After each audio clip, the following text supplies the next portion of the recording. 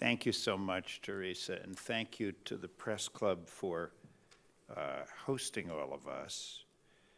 You came to learn about Bob Woodward. You've learned a little about Catherine, about George, and I want to say a word about Marinus, who's one of Bob's oldest friends and closest buddies. They were each other's editors over the years. They were 1-2 on an investigative staff that would not quit. And as you have just seen, David in his own way is as special as Bob is. And as David said, they are different. But if you have not read and enjoyed David's amazing book on the president, Barack Obama, the story, it is another in an amazing career of David Marinus books, but I could not recommend it to you more highly. I want to mold my remarks about Bob around what David has said. First of all, there are a room full of present and former Washington Post people here. I can't introduce them all. I want you to meet 4 because I know that this room is full of fans of great journalism. And I want to introduce Marcus Brauchley, the editor of the Washington Post, Len Downey, his predecessor and Bob's and my colleague, who goes so far back that he was Bob's editor on many of the Watergate stories, and Dana Priest and Ann Hull, who are collectively the 2 reporters who broke the Walter Reed story some years ago, but have each gone on and won other Pulitzer Prizes for other work since. And would the 4 of you stand? Yeah.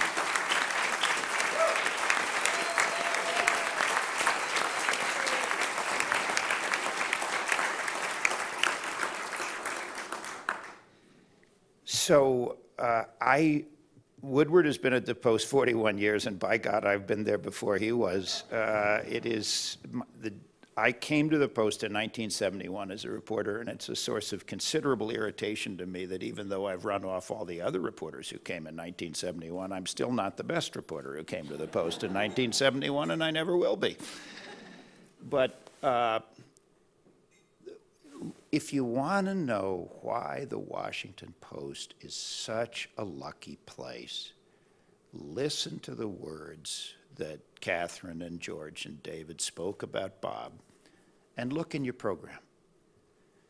There's a list of previous winners of the Fourth Estate Award, and those who spent a career with us, some spent a shorter time, but Herb Block, Shirley Povich, whose legacy George perpetuates, David Broder, Mary McGrory, Bill Raspberry, among others. Now, there's so many folks here who've been connected with the Post for a long time. We would all tell you that those were great journalists, honored for greatness, but they were also great people. What a lucky place where, as David says, the people we all wanted to emulate, the people we all loved and admired, were also the people who were kind to colleagues, as David described. And it wasn't just him and Weisskopf, both of whom went on to be pretty big names in the business. It was the summer interns, it was the beginning reporters who worshiped Woodward, who had come into the business because of him and Carl, and who learned from him. Just think about this about yourself.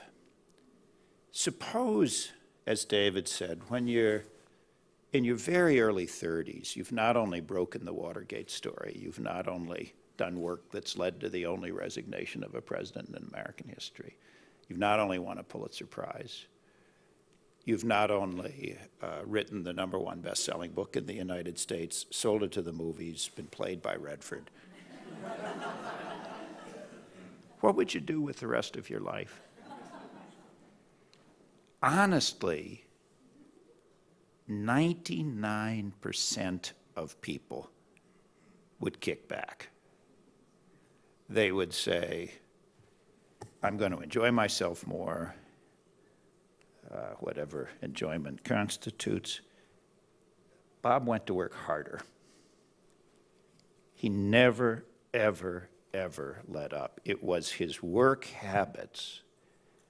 And if you don't know what I'm talking about, go back and reread all the President's Men. It was his work habits that broke the Watergate story. It was reporting at night. It was knocking on the doors of people who could not talk to him in the office, but opened the door and told him and Carl the story.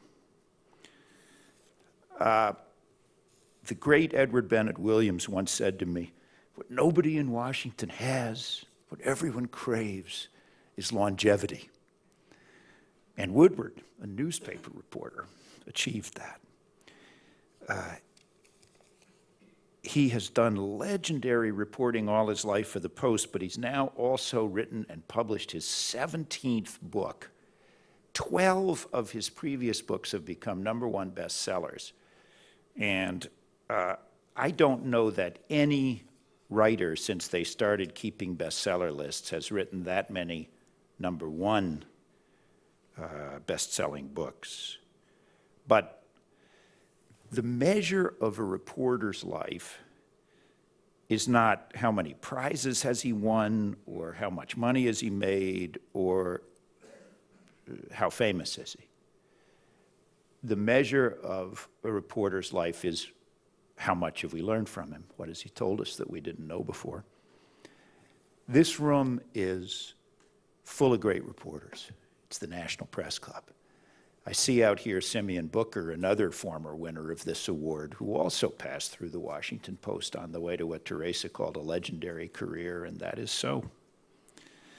But the answer with great reporters is, and the answer with Woodward is, we have learned enormously.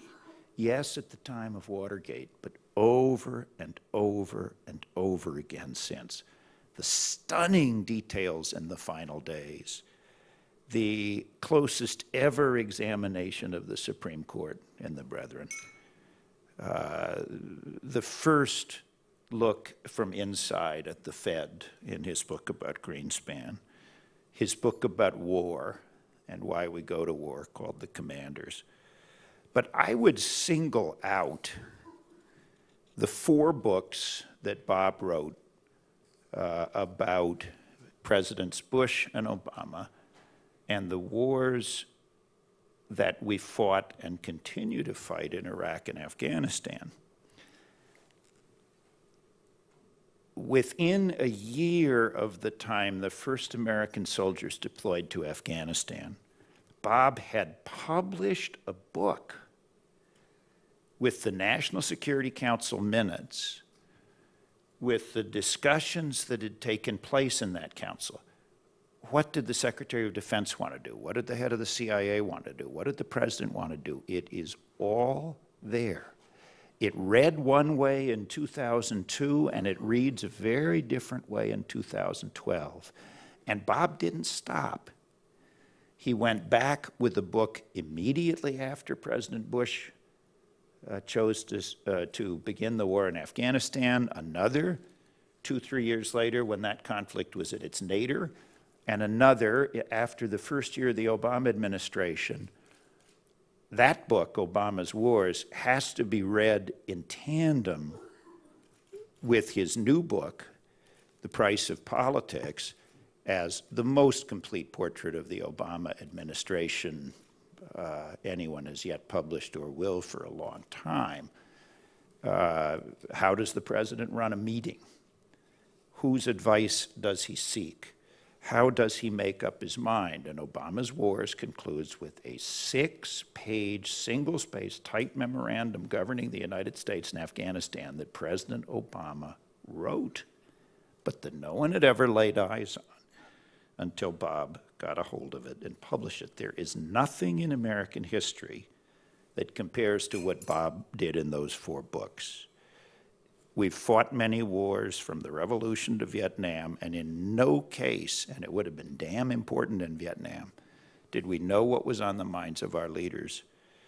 But we can know that about the war now going on by reading Bob. in a sense, I mean this as a compliment. Bob is an old-fashioned man. He is old-fashioned with respect to our business, just as Dave Marinas said. And as well-known as he is, and I hope as wealthy as he is after all those #1 books, he would be far more wealthier and far more famous had he sought it. All he wanted to do was report, because he believed in the importance of reporting. And ladies and gentlemen, I know you do too. I know that is what built the institutions, what built the National Press Club, what built every one of its journalist members. And whatever changes in our profession, that will not change. News organizations are built on reporting. And this man never compromised his values, never sensationalized, never wanted to get his picture on TV, except when he learned something that people needed to know. He won't do it. He has the honest belief that telling people more of the truth is the best thing of all.